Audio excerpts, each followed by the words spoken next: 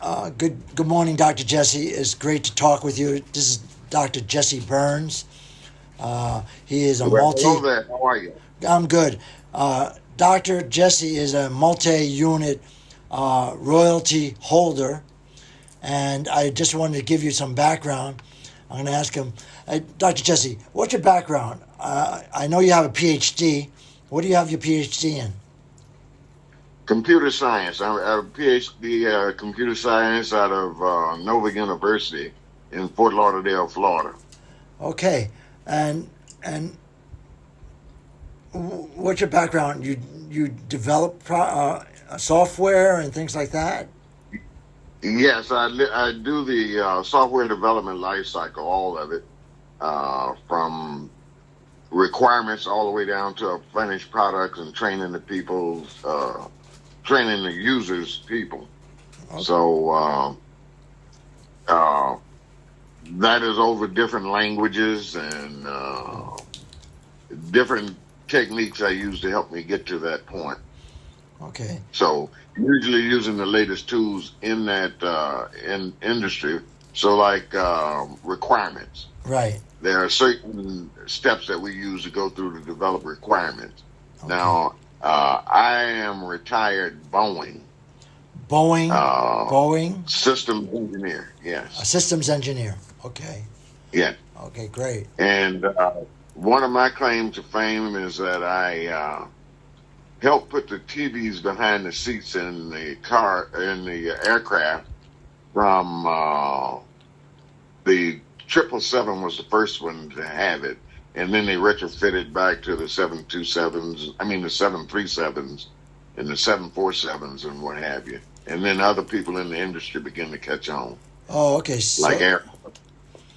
So you were Yeah, you were they doing the were. They programming. I had the world's one of the world's greatest communication teachers while I was doing my master's and doctorate in communication, and that's how I came about being able to help Boeing get that technology in the aircraft.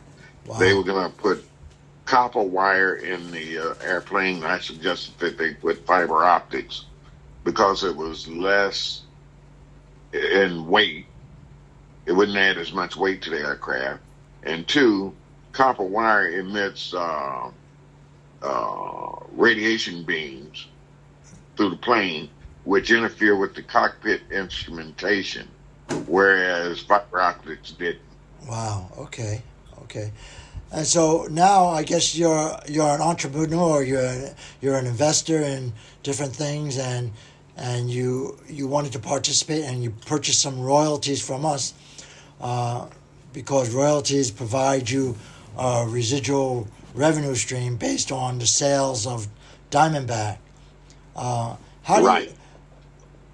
What made you want to get involved with Diamondback and purchase the royalties? It seemed like a stable platform to work with. In that, when you put your money in Diamondback, it's sort of shield from inflation. Hmm. And besides, it's backed by something. And in this case, it's diamonds.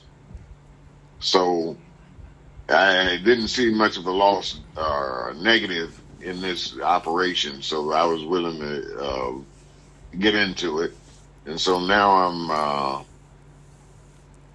I think it's 300,000 into it. Close to, yes, yes, yes. Uh, yeah, So in essence, you like the point about the inflation-proof mechanism, that you'll get more coins that will cover the inflation, and allows you to have that same buying power that you had before inflation. that's right. So it looks like a win-win for me.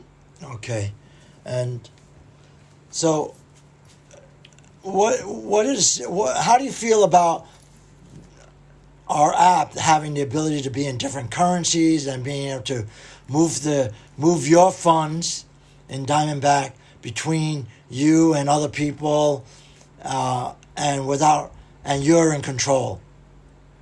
That's a big plus for me because I don't want to have to just deal in one place. I want to be able to deal where I want to deal. And that's a level of freedom for me. Yeah.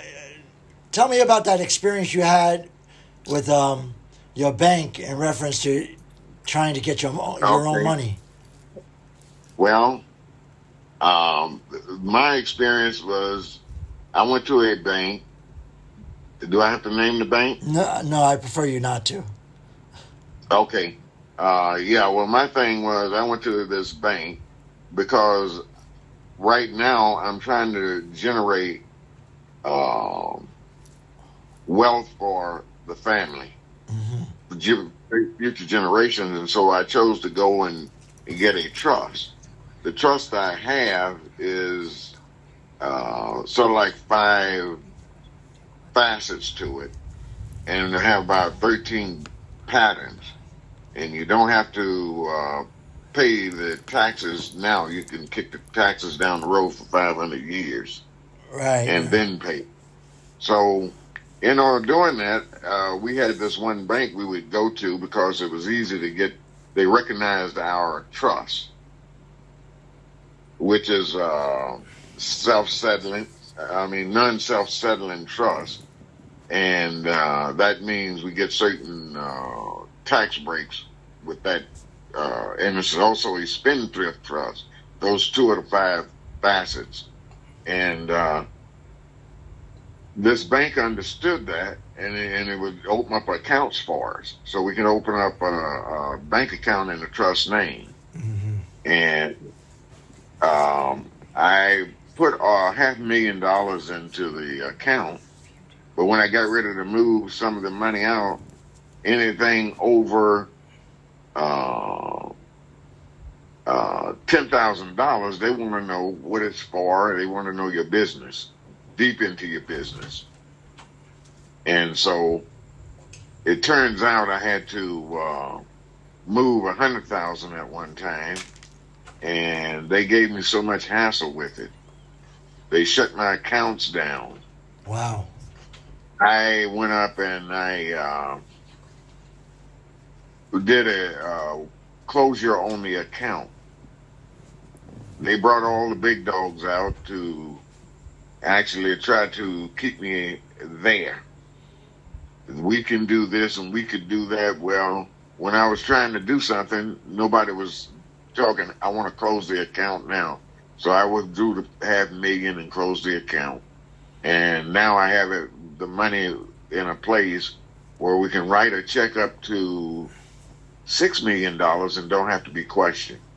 Right. But as it also turns out in that industry, the banking industry, it used to be you could write a check for $10,000 minus a penny, and nobody would ask a question. But now they're dropping that limit down to $6,000 in places. It's a shame that you're going to have to face these challenges with your own money, you know. That's right. You can't get it. It's like the bank is trying to tell you where to spend the money and who you can spend it with now. Yeah. But I think we got something even more coming on the horizon in smart bitcoins. Yeah. When they convert from the U.S. dollar to that thing, I see several things that might be happening. One is my opinion that. I think you're referring to central bank digital currency. Central bank digital currency. They call it the Biden dollar. The Biden dollar. Okay, go ahead. Yeah. And so I think what it is, the Biden dollar isn't backed by anything, and neither is the U.S. dollar. But the U.S. dollar is backed by the U.S. military. Right. That's what we still deal with. But when you go to the Biden dollar, I think what the administration may be getting by doing that is they don't have to pay Russia or China back because they are big investors in the U.S. But when you get over there, when we get over there, they will be able to control us more. They can tell us, don't buy a Ford, buy a Tesla. And if we go buy a Ford and go to the gas station, they can cut that Bitcoin off and we have no more access to it. Close the counter down. So, it's another level of control. Oh yeah, I mean, they even though we use like electronic money, forms of electronic money, like in debit cards and everything else, this really would mean that they know all your money. What we Wh- spend, what we spending it on, when we spend it, and how much we spent.